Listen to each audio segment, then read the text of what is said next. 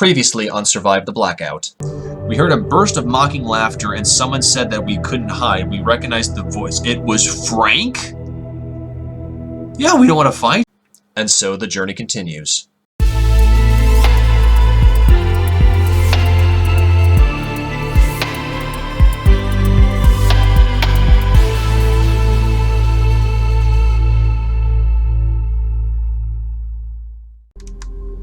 This video is sponsored by Christoph Frey. For excellent low-poly horror games, check the link in the description below for some of his works. What's up, y'all? Boogie Knight here, and welcome back to Survive the Blackout. When we last left off our cast of miscreants, we had tragically lost Alex. We are down to Anne and Boris, but we survived the suburbs, and now we're in the wastelands. We also picked up a cane and a thermo shirt for Anne. Unfortunately, Alex had the other article of clothing, so we really can't do that for Boris. So, let's just see how far we can get tonight. Doing this a little bit late, so I do apologize, but let's see what we can do. I feel like we're so close to the light now. Like, you can even see it up there. So let's proceed, and let's see what happens. We started hearing a squeaking noise from somewhere further down the road, and we're wondering what the source was. Soon after, a hunched silhouette pulling a cart appeared. Anybody read the road? Let's go on. Let's take a risk. We went on minding our own business. As we got closer, the figure turned out to be an old lady. She soon started calling out to us, calling us sweeties, and asking where we were heading. We could ignore her. What do you got in the car, Grandma? Yeah, let's just be total rednecks. You know, she might give us something if we spare some time. We came closer. The woman dragging the cart acted as if the blackout never happened with a cheerful smile. She called out to us, asking whether it would be rude and ignore an old lady. You know what? Let's just have a chat. From a stream of words she unleashed upon us, we managed to gather that this area was dangerous. She wouldn't like to go into detail. Let's see if she needs any help. She was the sort of person to call us sweeties. Even in this world, she told us to be wary of a madman who terrorized the region. Art imitates life, heyo. Sadly, she couldn't tell us anything. We better go on. We moved on, leaving the old woman behind. What an encounter it was. Strange, unnerving, unhinging. Lots of weird things happening. Oh, crap. Snatch the guns? Crap. Try to break away. Let's go. Okay. We definitely need to get food. So we only have one food, so we need to get two. We're search the place. Okay, we can do this. We're just gonna really just go in. Well, that doesn't help much, but... Hey, medicine, brilliant. And more medicine, but no food. Crap. The dog looked at us in a very judgmental way, then disappeared in the bushes nearby. Let's go. I think actually we're going to stop at camp so I can bandage her up and give them some energy. So we got enough energy drinks. Perfect place for a solitary life? Yeah, okay. Let's do this really quickly. Actually, yeah, so let's go ahead and open up Anne. Give her some meds. Tighten her up a little bit. Actually, no, let's go ahead and just keep stamina and food the same way. If we can get food, we'll be okay, but I feel like we're going to be down to the last count if we don't get food. We approached what must have been an airplane crash site with a broken hull and debris covering most of the area. It must have fallen when the blackout had started. Let's check it out. Our chances of finding anything worthwhile weren't high. It's been 3 months since the crash. To our surprise, only half the plane was torn to pieces. We should go inside. Many of the seats were still taken, some by rotting corpses, others by charred skeletons. A couple of compartments to contain luggage. Look for food. If any food survived the crash, it was probably gone by now. Slowly moving away from the hall, we felt grateful that we were on the ground when the blackout struck. We had to check, and it didn't do any changes to our food or our energy. As we approached a little hill in front of us, we felt some strange stench. What shall we do? We should come closer. Yep, I figured. Oh, why? I just hope we won't end up like this. As we climbed the hill, a solitary grave emerged behind it. Lower in the valley, in front of us, several bodies laid out. The stench suggested they were dead for a long time. We should check first what happened here. Okay, yeah. Oh, crap. We couldn't identify how those people died, as the smell of rotting flesh prevented us from coming any closer. What brought on people, abandoned people like them? Move forward. We're gonna do one more instance, then we have to stop to oh god. We have to hide quick. Run. We made it. Go. This is not what I wanted. We give Anne the energy drink. We give Boris the food.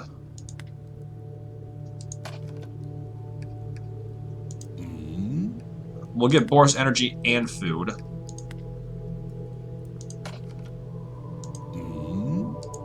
And we just can really hope we find food coming up. Otherwise, I think this might be our last episode with Boris and Anne. God forbid. We should have taken the longer way around, but... We heard flies buzzing. Well, we really can't do anything. And someone started thinking about a previous encounter. Oh boy. The bodies rotting in an open grave like flies. What's wrong with people? We'd like to believe there was still some good in people, but this, killing people, trying to bury a loved one? Boris, I won't let this happen to us. Boris was more cautious since then. He would protect us.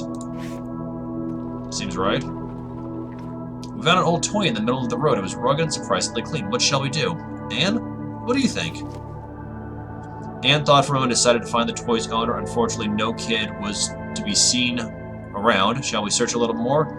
It's enough for one day. We don't want to waste energy and food. Oh god. Wasp, we should run.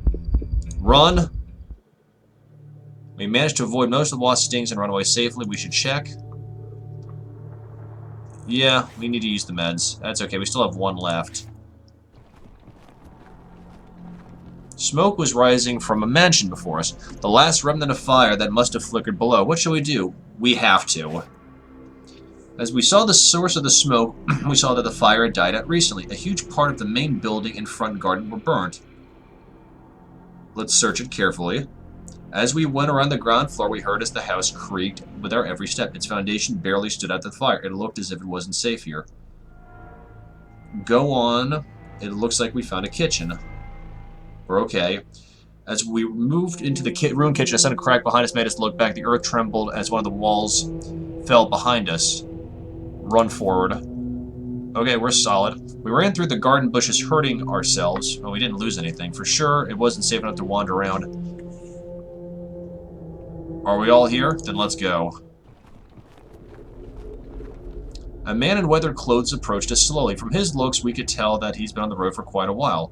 Who is he? The traveler greeted us, but kept his distance as if he was ready to flee at any moment. He was trying to get as far away as he could from the mountains, as it got too dangerous there. We are going to the light. The man warned us.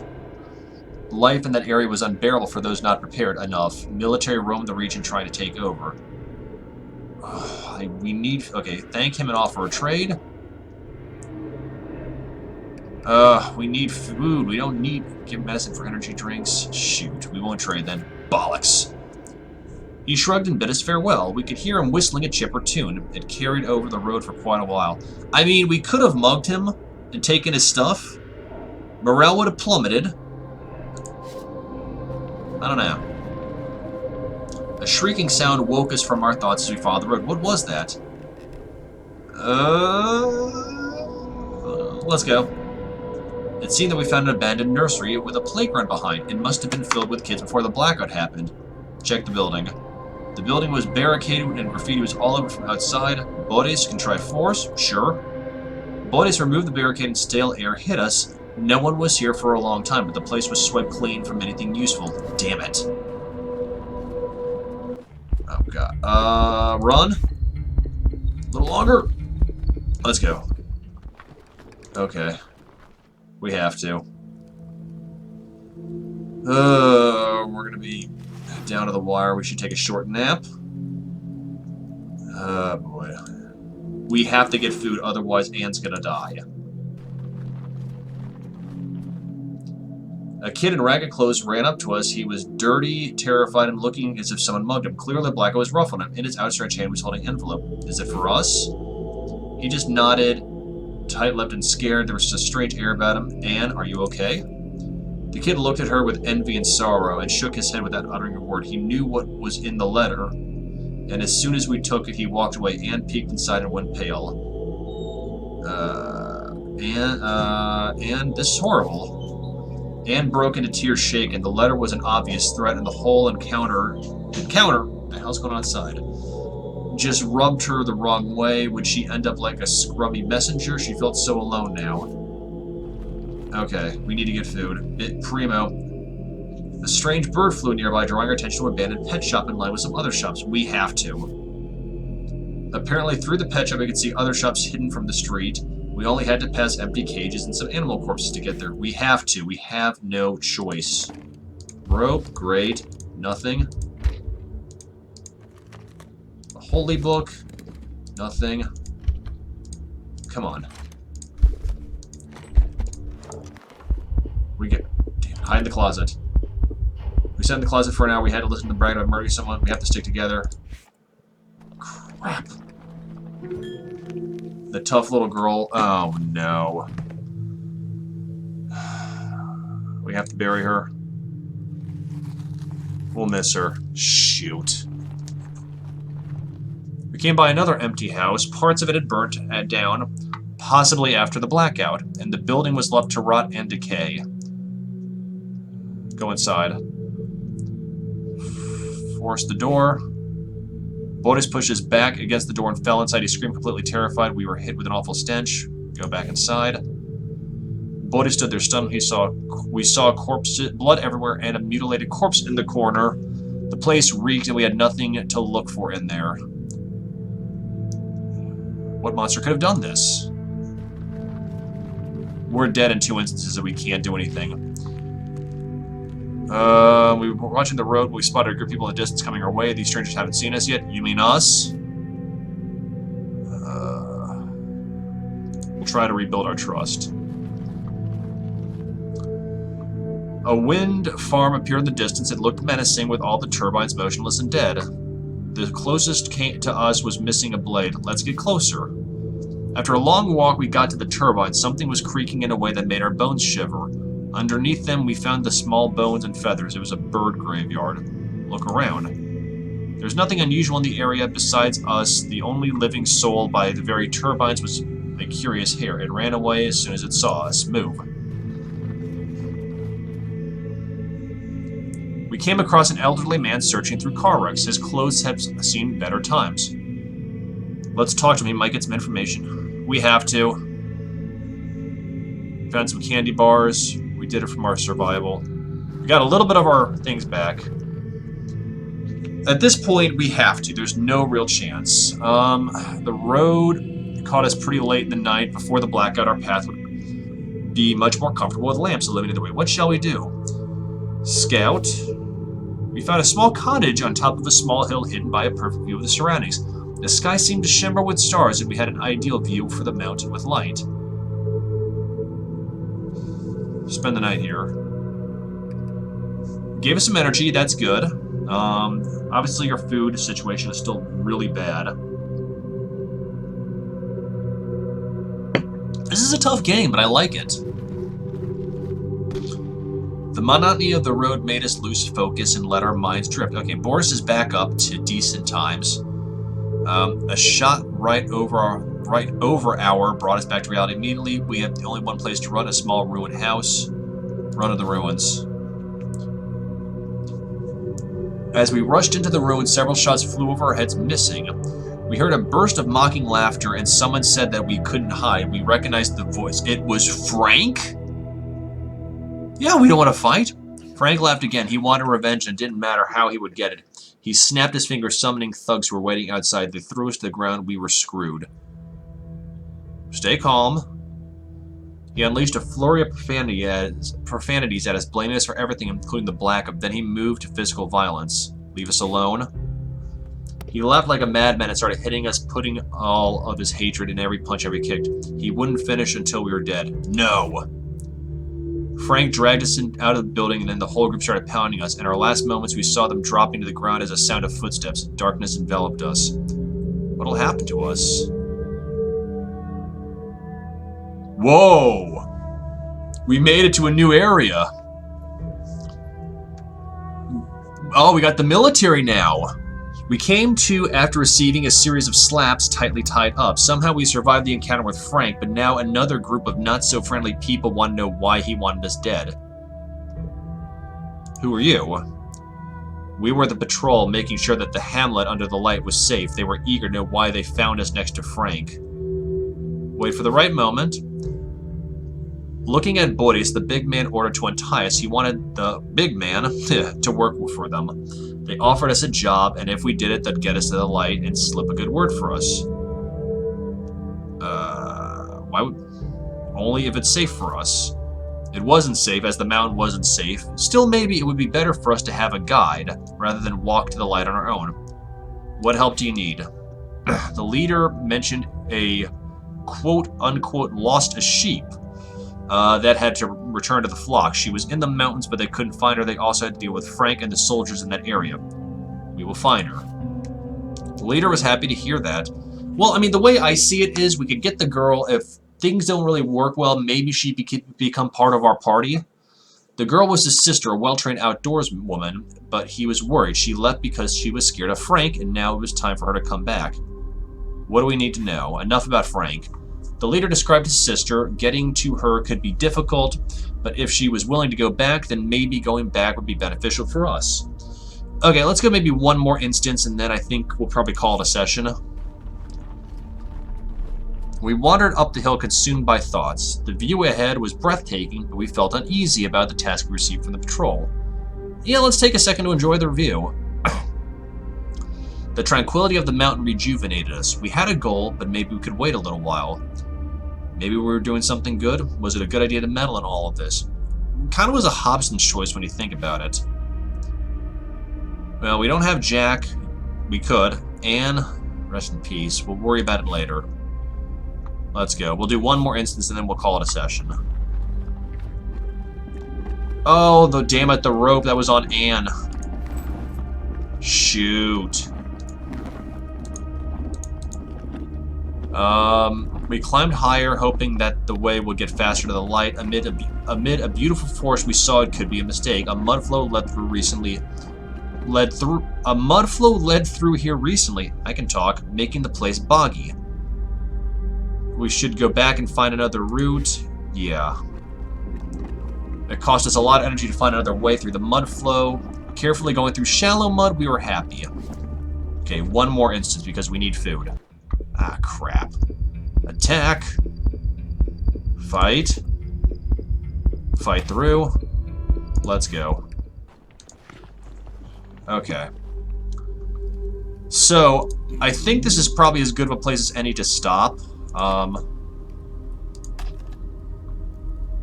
Use one of our things. We should be okay. I think this is probably the last area of the game before we get to the light. We're climbing the mountain. We're at the penultimate region. And I don't want to lose Boris. If I can find food, I might be getting more aggressive at this point, but I don't know. But yeah, I'm still liking this game so far. It sucks we've lost both Alex and Anne, and Boris is all that's left, but I really hope we can get to the light and call this a sesh. Yeah, but let me know what you guys think. What would you do differently? Would you try a different strat? Would you be more aggressive? Would you be more passive? Let me know in the comments. I do read every comment, and I try to reply to every comment. As always, I do want to give a big thank you to Christoph Frey for being a sponsor of the project. If you like excellent low-poly horror games with an emphasis on ambience, survivability, character development, overall creep factor, links in the description below. I definitely want to give them props for that. And of course, a big thank you to Baby Bison Games, again, for letting me have a key for this. I really do enjoy this game, y'all, and I look forward to seeing what your next project is. So, of course, with that being said, before I call it a night, if you like the Boogie Night project and you want to find out more, I do have a Twitter page as well as a public Discord channel. Links to both of those are in the description below, as well as a link to my temporarily defunct Twitch page. And, of course, if you're so morbidly curious, I do have a Patreon, whereas for low as $1 a month, you get exclusive access, including patron-only section on my Discord, and coming up in early May, once a week, patron-exclusive gameplay. So I hope y'all have a fantastic night, and I'll catch you on the flip side, alright? Peace. Hey y'all, while my gratitude knows no bounds for every single bit of love and support y'all have shown for me over the years, there are a few people that I legitimately want to take a few minutes to thank for their unending help and support. First of all, obviously Christoph Frey, not just for being a sponsor of the Boogie Night Project, but also for letting me use his music from GABA Transistor in my streams, as well as him kind of coming up with his own little fragment for my new introduction to the Boogie Night Project. And speaking of introductions, the intro as well as my YouTube banner page were done by the amazing Oren. You might know him as Oren VDK, as well as Oren from Couple Cakes. Thank you so much, Oren. I really do appreciate the time you took to put together everything from the banner to the beautifully done introduction that merged perfectly with Christoph's music from GABA Transistor. So big thank you to them. And also, this would not be possible with the help of my extremely amazing patrons, both current and former, such as Lexi Kitty, Silverleaf, Barry Grave, Harkov, Jure, Larian, and Oren, as well as a few others that have come and gone over the years. Y'all, this would not be possible without your help and your support. I know I have not been able to provide much in the way of giving back in Patreon rewards, but I am in the process of revamping my Patreon as well as the rewards that I can do, so be prepared. I know I joke about it, saying that if you're morbidly fascinating, check it out, but if you do want to give to the Boogie Night Project, that is the easiest way to do so, and I am legitimately setting aside funds to buy more hardware for my computer, as well as making things look more professional. But once again, very big thank y'all to everybody who has supported me from the beginning all the way to the present, as well as those individuals that have gone out of their way to help. So once again, guys, thank you so much for all your constant love and support. My gratitude knows no bounds, and I'll catch you on the flip side, all right? Peace.